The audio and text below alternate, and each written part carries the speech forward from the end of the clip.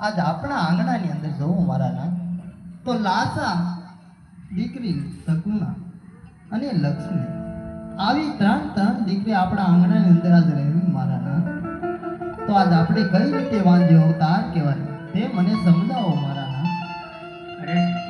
હજી પણ તમે સમજ્યા નહીં દીકરી તે પારકા ઘરની આજ કહેવાય આજે પરણાવો એટલે કાલ પોતપોતાને સાસરે ચાલી જાય